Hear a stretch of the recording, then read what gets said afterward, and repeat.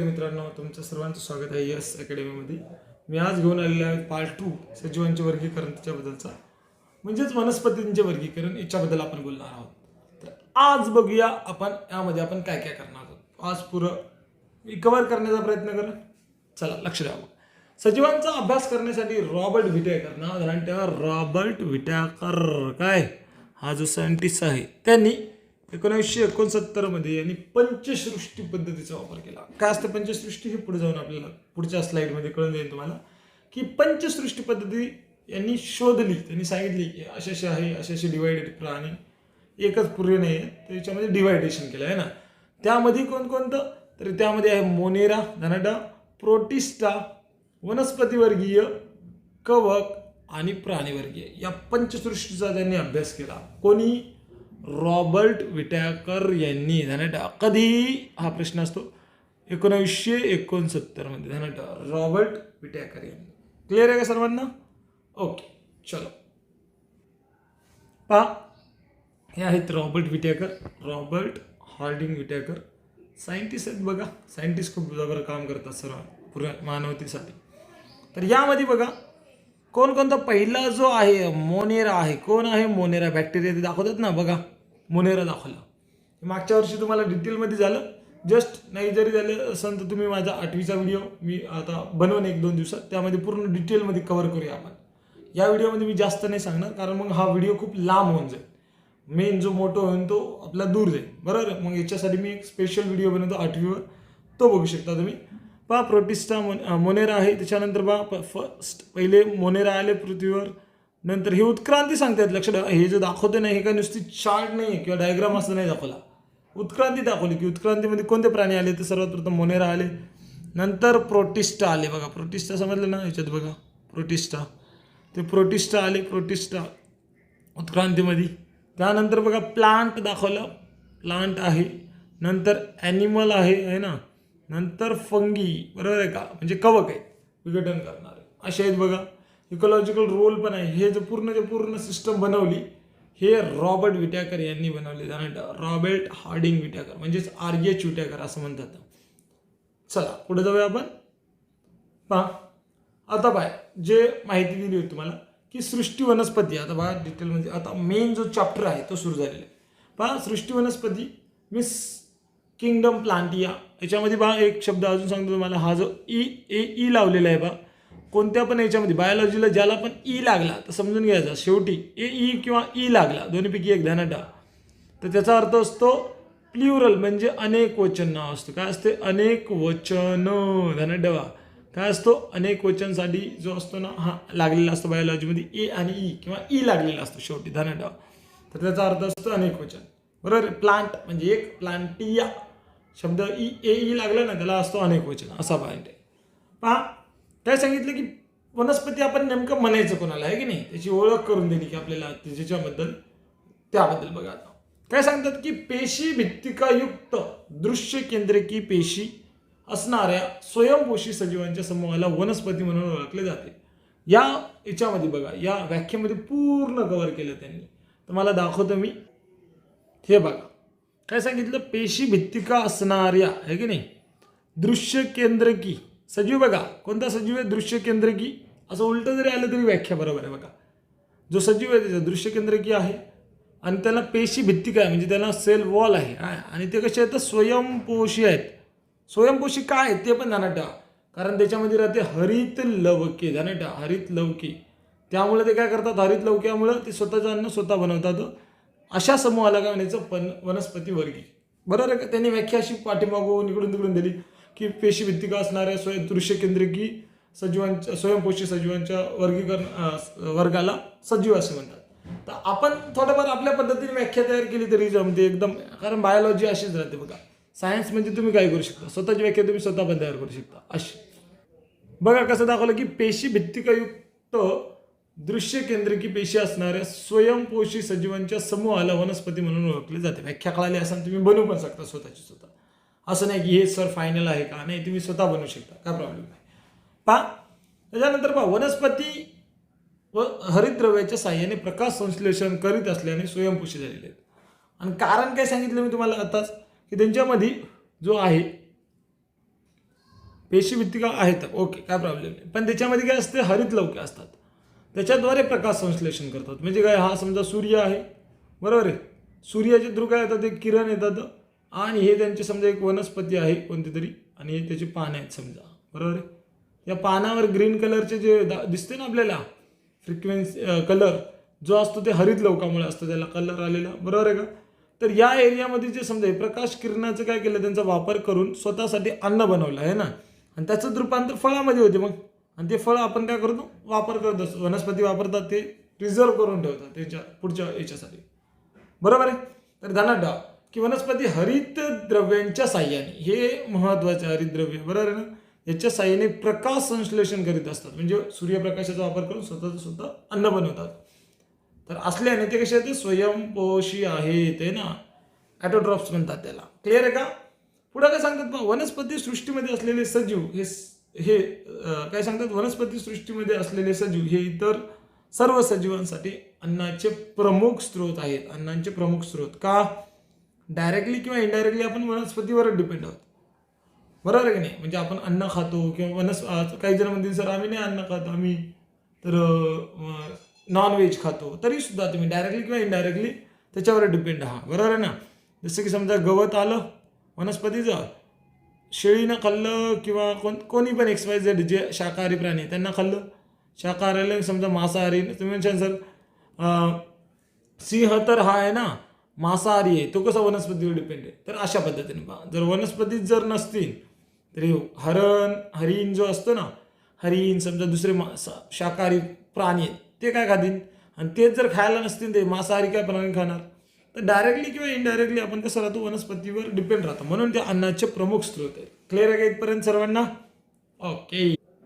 तर बघा मग वनस्पतीमध्ये आणि प्राण्यामध्ये नेमकं वेगळं कसं ठरवायचं, की आपण हे कसं आयडेंटिफाय करायचं, हे प्राणी आहेत हे वनस्पती आहेत. बघा कॉमन तर आपण ते पण सजीव आहेत, वनस्पती पण सजीव आहेत, प्राणी पण सजीव आहेत. मग ओळखायचं कसं, तर ते काही क्ल्यू आहेत, ते बघा हे पॉईंट आहेत जे कशा प्राणीपेक्षा कशा आहेत. वनस्पती पेशीमध्ये असणारी कोणती वैशिष्ट्यपूर्ण अंगके ऑर्गन्स प्राणी पेशीपेक्षा वेगळी ठरतात. बघा आता वनस्पती आणि प्राणी हे दोन चार्ट मी साईडला केले. वनस्पती हा स्वयंपोषी असतात, स्वतः बनवतात. प्राणी परपोषी असतात, दुसऱ्यावर डिपेंड आहेत, वनस्पतीवरच. त्याच्यानंतर वनस्पतींना पेशी भित्तिका असते, बरोबर ना, जे सेल असते ना त्यांना वॉल असते, सेल वॉल असते, बरोबर आहे का. तर प्राणी यांना पेशी भित्तिका नसते, सेल मेम्ब्रेन असते, बरोबर आहे का.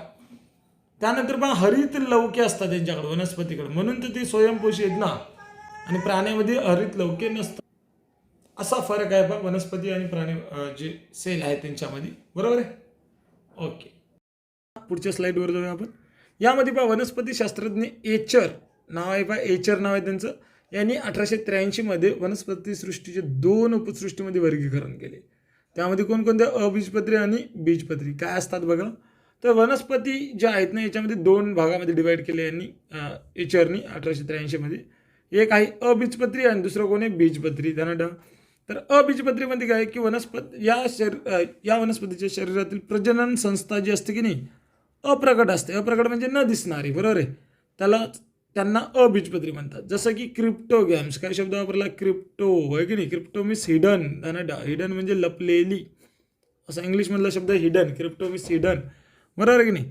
तर मग हे लपलेले असतात. गॅम्स म्हणजे मॅरेज, ध्यानात ठेवा. गॅम्स म्हणजे काय, मॅरेज, बरोबर आहे, मॅरेज म्हणायचं त्यांना, कळलं. क्रिप्टोगॅम्स म्हणजे मॅरेज, हिडन मॅरेज जे असतात, म्हणजे अप्रकट असल्याने त्याला काय शब्द वापरला, क्रिप्टोगॅम्स म्हणतात. म्हणजे लपलेली प्रजननांगी असणारी वनस्पती असं म्हणतात, त्याला अबीजपत्री म्हणायचं.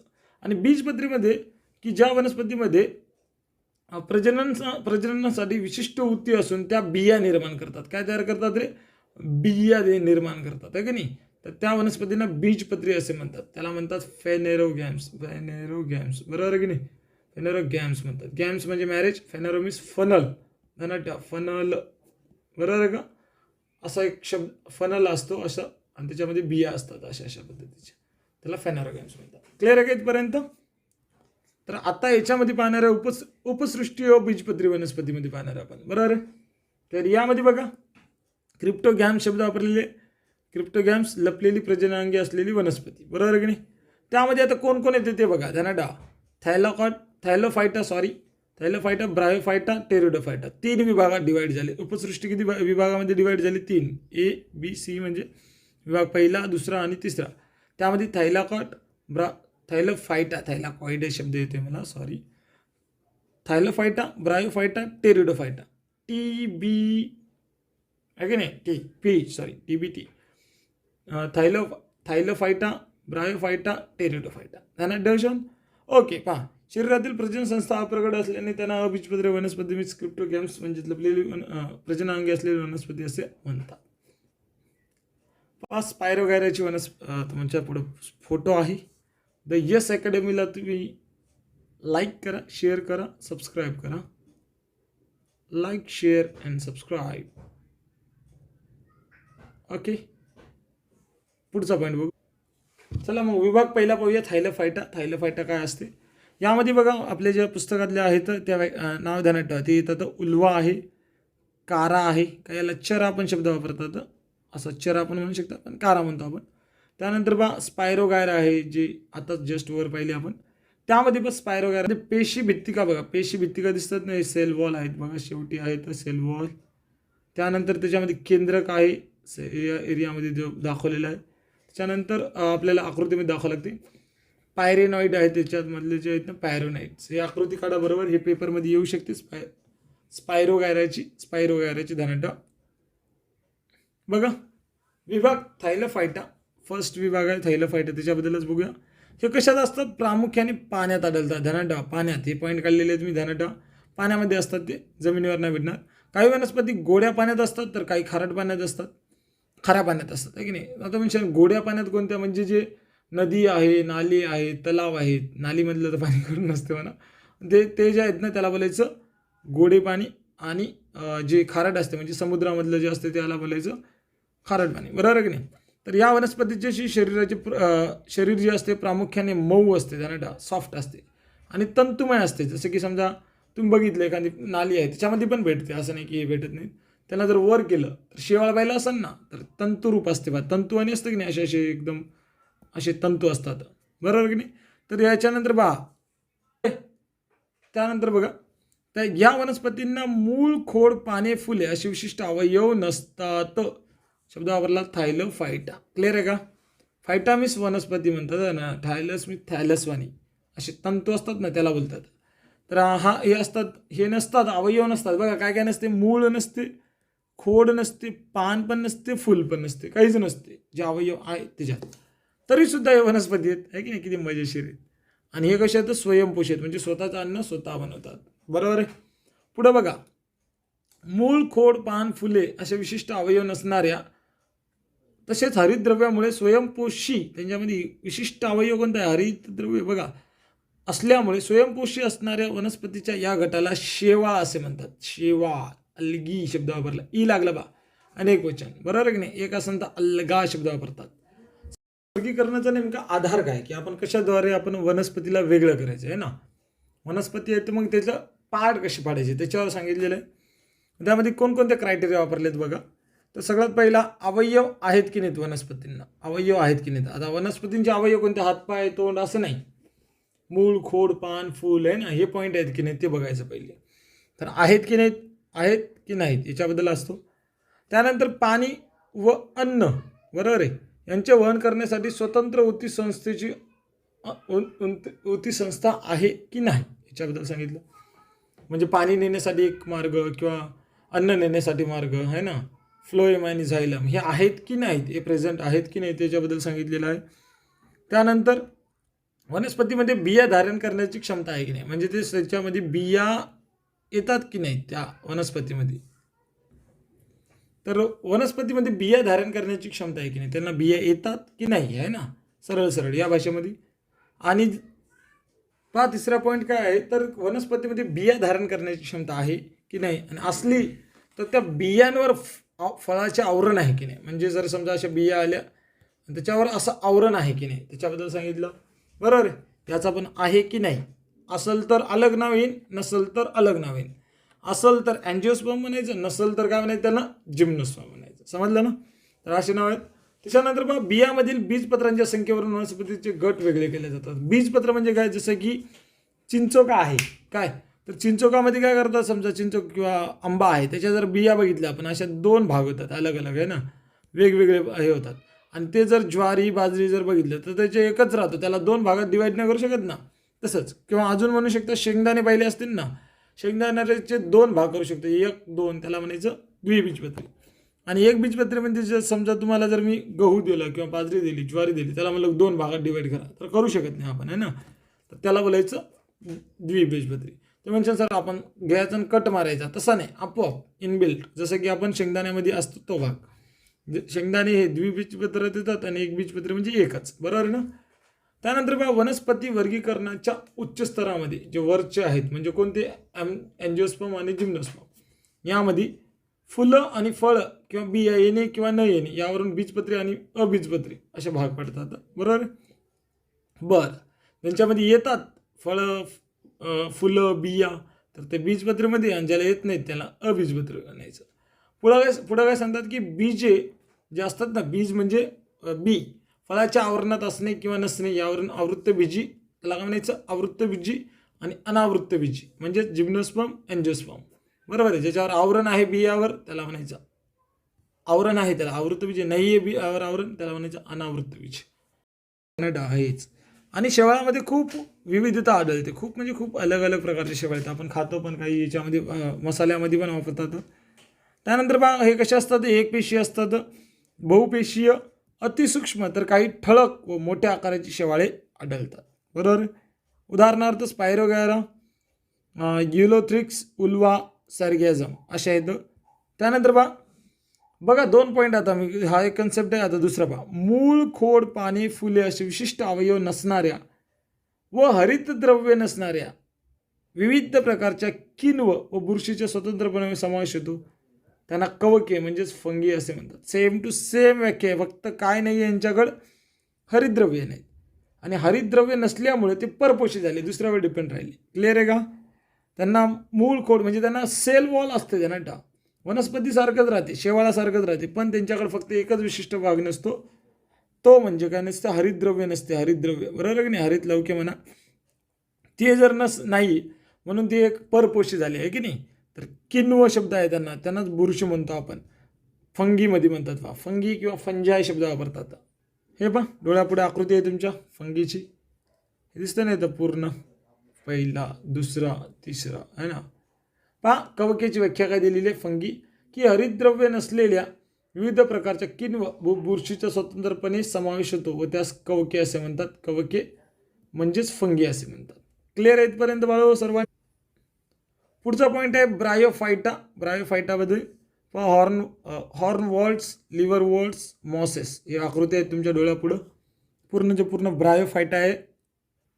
ब्रायोफायटा बघा, विभाग दुसरा चालू करतोय मी. मी थोडं स्पीडमध्ये वाटेल तुम्हाला, हे स्पीडमध्ये का शिकवतो मी थोडं, कारण तुमचा मला ना टाईमपास जास्त करू वाटत नाही लेकरांना. तुम्हाला खूप दुसरे व्हिडिओ यूट्यूबवर दिसतील, तुम्हाला यूट्यूबवर असतील, तर मला जगातले म्हणजे असे टाईमपास करत करत करत करत सांगते जास्त करून, तुम्ही त्याला व्ह्यू वाढवायचे. तर व्ह्यूसाठी नाही आहे, तर तुमचा जेन्युइन अभ्यास झाला पाहिजे आहे ना.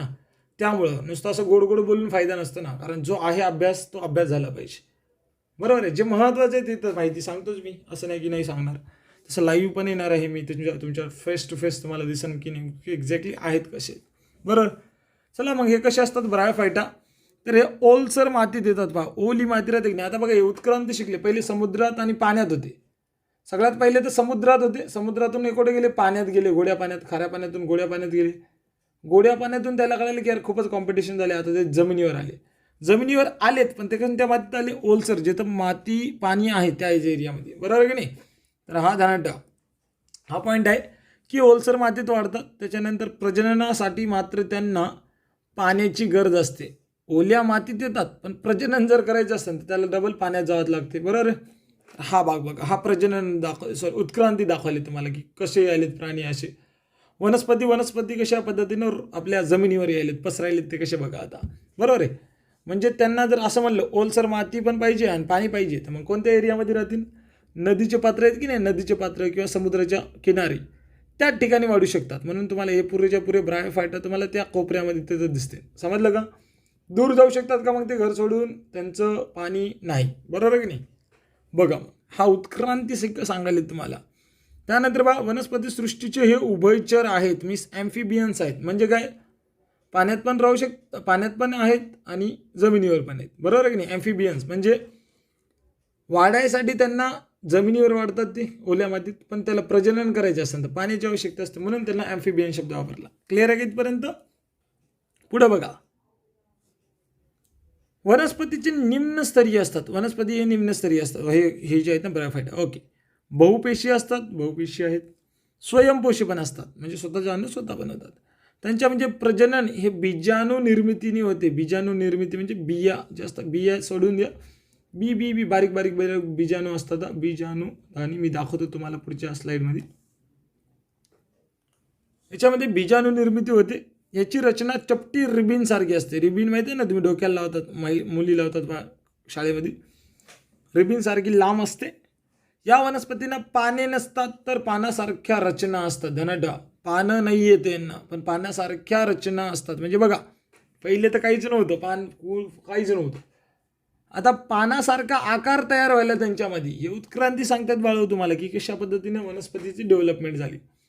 हे तुम्हाला जे टीचर आहेत किंवा तुमचे यूट्यूबर आहेत तुमचे दुसरे कोणते, ते तुम्हाला नाही सांगणार की नेमकं आपण शिकतो काय करायलो, कशाबद्दल पाहतोय पॉईंट. तर यामध्ये बघा, याच्यामध्ये जो पाहतोय आपण, तर काय पाहतो की उत्क्रांती पाहतो, की पहिले काहीच नव्हतं, पान फूल खोड काहीच नव्हतं, बरोबर आहे की नाही.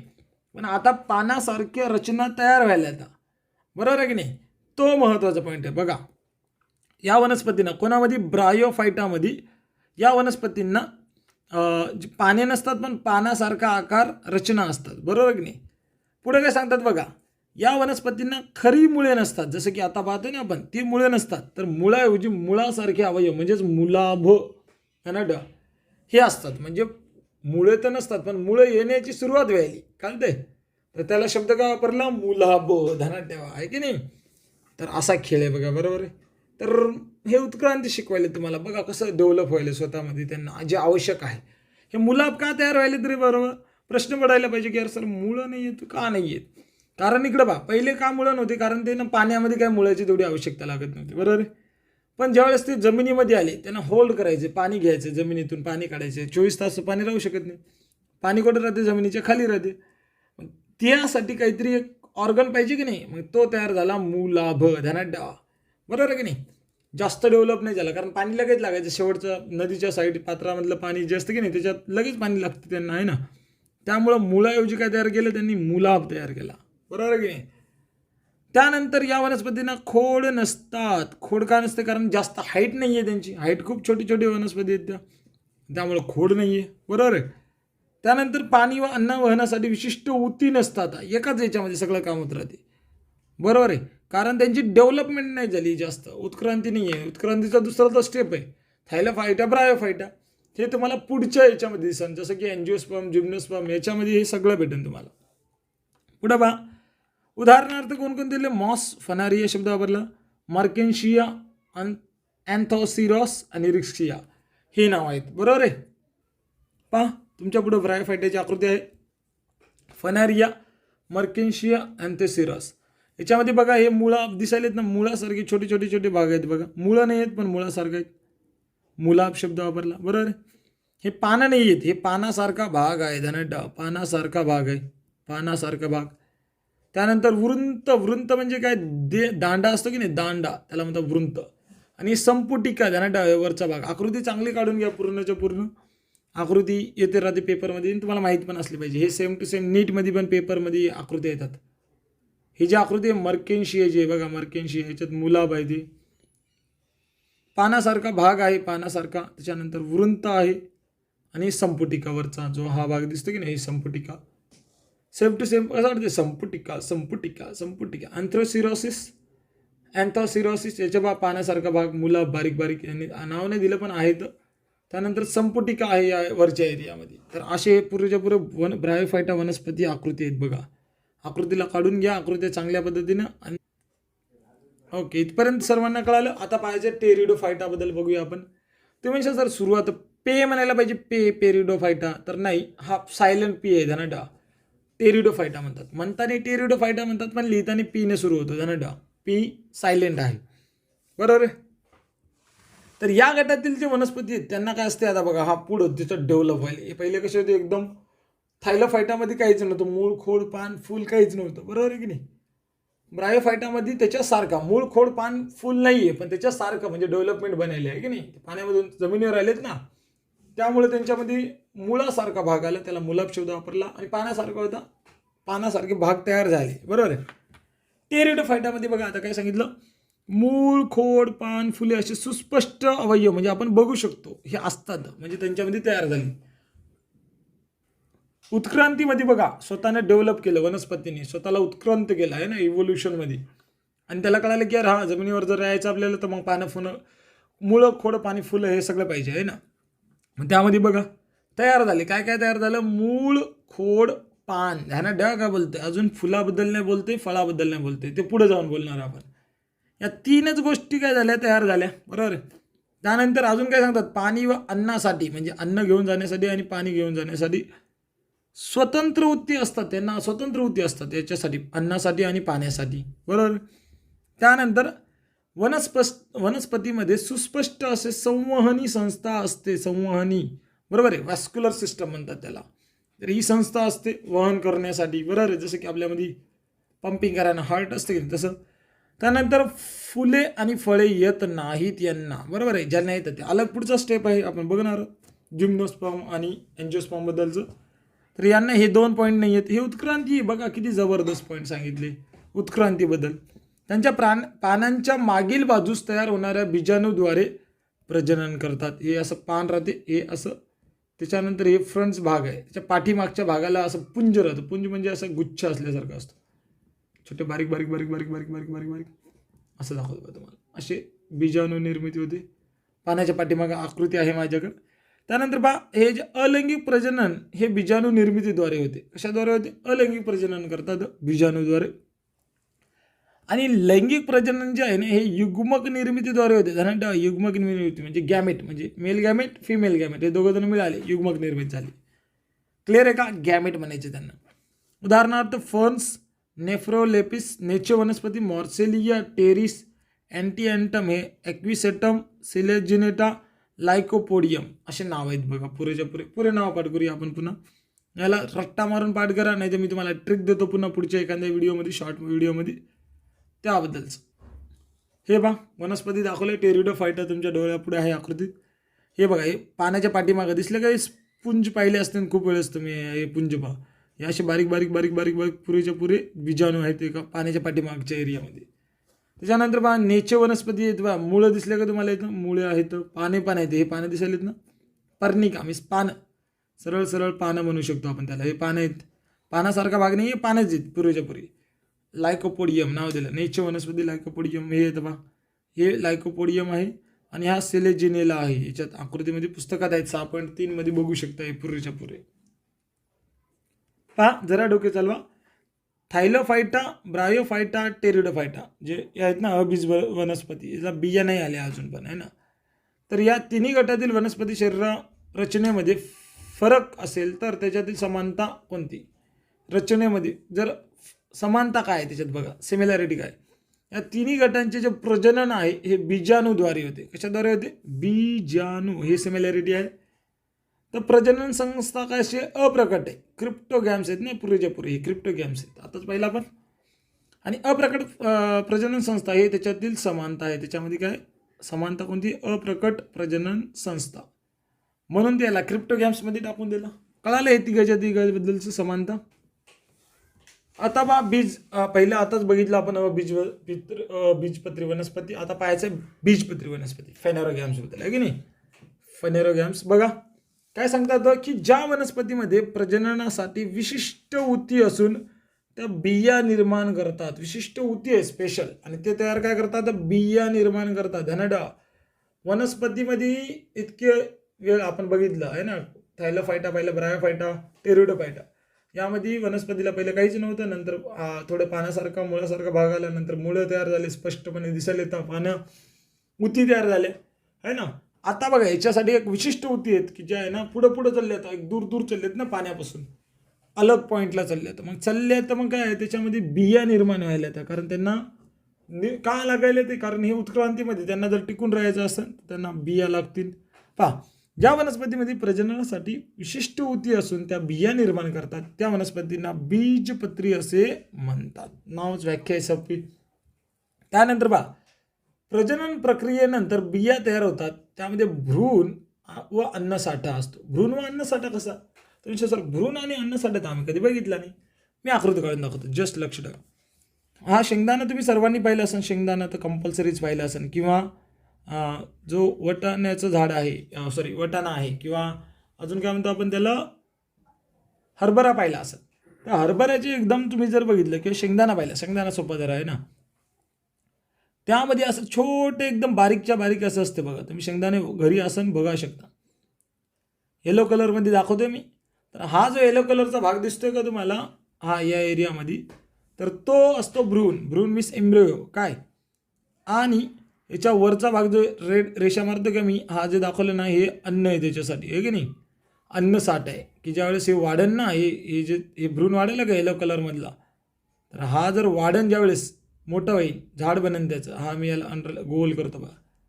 तर हे ज्या वेळेस वाढन त्याचं रूपांतर झाडामध्ये होईल, तर त्याच्यासाठी हे अन्न रिझर्व करून ठेवलेले आहे त्यांनी, बरोबर आहे की नाही. बघा किती जबर, स्वतःची प्रजाती टिकवण्यासाठी काय काय करतात बघा. मग हे जे वनस्पती आहेत हे पूर्ण पहा कॉम्पिटिशन आहे याच्यामध्ये. हा भ्रूण कळाला का, हा भ्रूण आहे, आणि अन्नसाठा हा वरचा भाग आहे, बरोबर आहे. सर्वांना कळालं. पुढचा पॉईंट बघा. पहा, बिया रुजताना सुरुवातीचा काही काळ भ्रूणांच्या वाढीसाठी या अन्नाचा वापर करतात. हे जे समजा बी टाकलं जमिनीमध्ये गेल्यानंतर हे अन्न वापरतात, कारण स्वतःचं अन्न स्वतः बनवू शकत नाही ना, त्यामुळं स्वयंपोषी नसतात. तुम्ही बघितलं असेल. नंतर ज्यावेळेस त्याला पानं आलं त्यावेळेस मग ते स्वतः अन्न बनवते, बरोबर. पहा, बिया फळामध्ये झाकलेल्या नसणे, बरोबर आहे. आता याचा पण प्रकार आहेत फॅनोरोगॅम्सबद्दल. फॅनोरोगॅमचे पण दोन भाग पडतात. काय, बिया जे असतात ना, हे फळामध्ये झाकलेल्या नसणे, हे झाकलेल्या नसणे आणि झाकलेल्या असणे, बरोबर आहे. याच्यावर दोन भाग पडतात. झाकलेल्या नसल्या तर त्याला जिम्नोस्पर्म म्हणायचं, झाकलेल्या असल्या तर अँजिओस्पर्म म्हणायचं, बरोबर. बघा फॅनोरोगॅम्स, बिया फळामध्ये झाकलेल्या नसणे, अनावृत्त बीजी असे म्हणतात त्यांना, अनावृत्त बीजी असा विभाग पडला. आणि बिया फळामध्ये झाकलेल्या असणे म्हणजे आवृत्त बीजी असे शब्द वापरले, जिम्नोस्पर्म आणि अँजिओ. पहा, दोन भागामध्ये डिवाइड दाखवला मी तुम्हाला याच्यामध्ये. उपसृष्टी बीजपत्री मिस फॅनोरोगॅम्स, याच्यामध्ये बघा अनावृत्त बीजी वनस्पती miss gymnosperm. Gymno miss open, काय ओपन मिस उघडं, उघडं असतं ते आहे ना. जिम्नोचा अर्थ काय असतो, जिम्नो मिस ओपन, बरोबर आहे, उघडा असते. स्पर्म्स म्हणजे काय, म्हणजे बिया, सरळ सरळ सीड म्हणू शकतो आपण. सीड इंग्लिशमध्ये सीड म्हणायचं. सीड अशा असं ओपन दिसलेले असतात, उघडे असतात, बरोबर आहे ना. त्याच्यानंतर पहा एनजीओ. एनजीओ मीन्स हिडन, शब्द ध्यानात ठेवा. हे शब्द आहेत ना, लॅटिन शब्द आहेत. हिडन शब्द आहे, हिडन. हिडन म्हणजे लपलेल्या, बरोबर आहे की नाही. Open, hidden. एनजीओ प्लास्टिक शब्द ऐकला असेल, एनजीओ शरीर आपलं आतलं. स्पर्म म्हणजे सीड, कळतं ना, सीड शब्द आहे, एनजिओस्पर्म. ओके, तर असे भाग आहेत दोन भागामध्ये, आवृत्त बीजी, एनजिओस्पर्म. क्लिअर आहे इथपर्यंत सर्वांना. त्यानंतर आता एक पॉईंट, पहिला विभाग पाहूया अनावृत्त बीजी वनस्पतीचा, जिम्नोस्पर्मचा. ध्यानात ठेवा बघा. तर जिम्नोस्पर्म म्हणजे काय, तर इंग्लिशमध्ये जिम्नोस मीन्स न झाकलेली किंवा अनावृत्त. अना मीन्स शब्द वापरला की नसलेली गोष्ट आहे ना. स्पर्म म्हणजे बीज. हे वनस्पती बहुधा सदाहरित असतात, म्हणजे कोणता पण काळामध्ये तुम्हाला ती हिरव्याच दिसते नाही. उन्हाळा, पावसाळा, हिवाळा काही पण असू द्या, बरोबर की नाही. पुऱ्या कशा असतील त्या पूर्ण सदाहरित आहेत, ते हिरव्या असतात कंटिन्यू. त्यानंतर बहुवार्षिक असतात, मीन्स बहुवार्षिक दरवर्षी येतात. काष्टमय असतात. काष्टमय म्हणजे त्याच्यावर खवडे खवडे असतात असे, जसं की याच्यावर असं, जसं की नारळाचं झाड पाहिलं ना तुम्ही, तर त्याच्यामध्ये, तर हे तसे काष्टमय शब्द सांगतोय. काय काष्टमय असं असतात. आता त्याच्यावर नारळ अलग पॉईंटला येतो, पण नॉर्मल काष्टमय म्हणजे त्याच्यावर खवले खवले असतात, दाखवतो आकृतीमध्ये. खोडांना फांद्या नसतात, ब्रांच नाही आहेत त्यांना, खोडा नसतात, डायरेक्ट पानं, डायरेक्ट फांद्या नसतात, त्याला डायरेक्ट पाणी येतात, बरोबर आहे. त्यानंतर पानांचा मुकुट, जसं की इथं दिसतोय ना, हा मुकुट तयार झालेला आहे. तर बघा मुकुट तयार झाला की नाही, मुकुट तयार झालेला असतो. बरं, नर व मादी फुले एकाच झाडाच्या वेगवेगळ्या बीजाणुपत्रावर येतात. नर आणि मादी वेगवेगळ्या याच्यावर येतात बघा. एकाच बीजपत्रावर पण अलग अलग पॉईंटवर, बरोबर. बियांवर नैसर्गिक आच्छादन नसते, म्हणजे जसं की आपण फळ खातो की नाही वरचा भाग आणि बिया असतात त्याच्यावर तसं आच्छादन नसते, म्हणून ते यांना जिम्नोस्पर्ममध्ये टाकलं ना आपण, म्हणजेच यांना फळे येत नाहीत. बिया येतात पण फळे येत नाहीत, आहे की नाही मजा. म्हणून यांना अनावृत्तबीजी वनस्पती असे म्हणतात. नाव बघा, सायकस ख्रिसमस ट्री म्हणतात. त्याच्यानंतर थुजा मोरपंखी, पायनस देवदार, बरोबर आहे. देवदाराच्या याच्यापासून डब्बीच्या काड्या बनवतो आपण, क्लिअर आहे. हे बघा डोळ्यापुढे आहे अनावृत्तबीजी वनस्पती जिम्नोस्पर्म. हे बघा खवले खवले आले की नाही याच्यावर, त्याला म्हणतात, बरोबर आहे का, हे कास्टमय म्हणतात. हे बघा मुकुट, डायरेक्ट फांद्या आता गेला, एक फांदी गेली नंतर अशा आहे वनस्पती, पानं बिनं पडले असं नाही, डायरेक्ट पान येते त्याला, बरोबर आहे. आणि याचा मुकुट तयार, हेअरस्टाईल दिसायली की नाही एकदम, तर हेअरस्टाईल बघा, वरचा भाग दिसत असेल तुम्हाला, हा भाग आहे, बरोबर आहे. हे पूर्ण मुकुट दिसतोय जिम्नोस्पर्म. आणि याच्या बिया पहा आहे, एकदम काही आवरण आहे का याच्यामध्ये, नाही, कळते.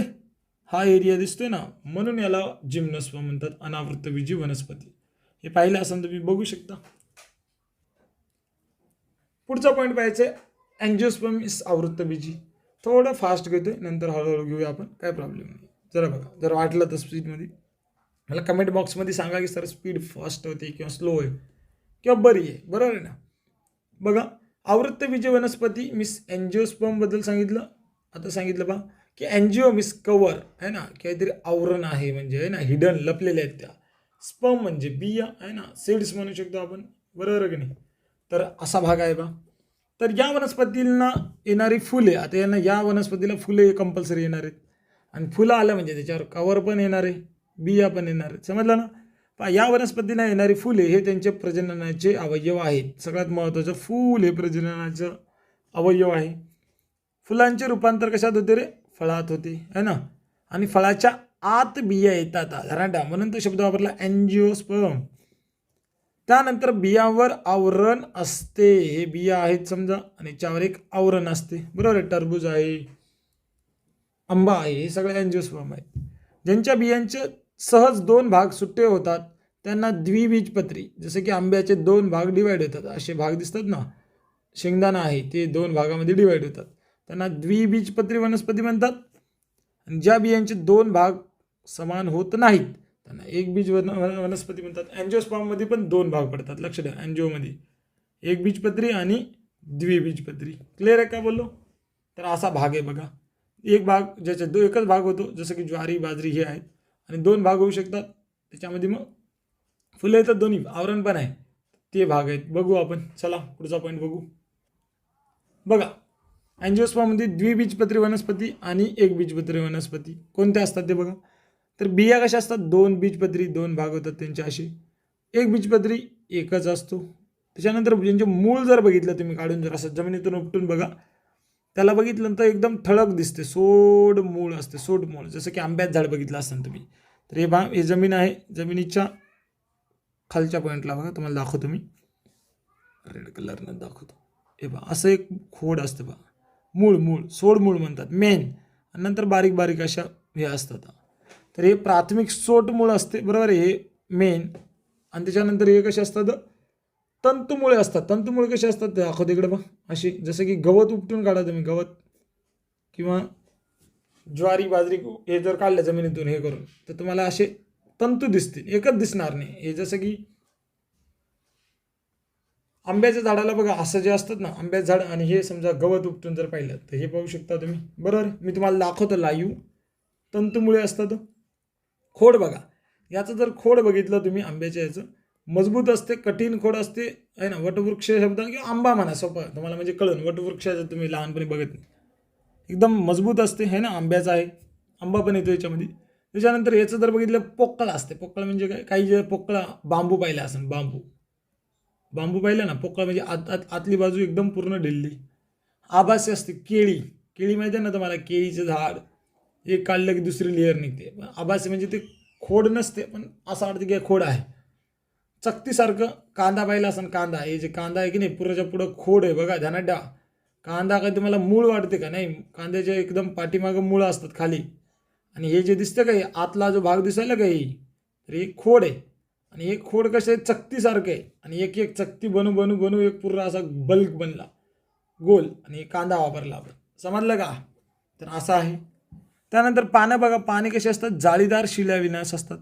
कसं असते मी तुम्हाला दाखवतो बघा. काय हे समजा हे आहे,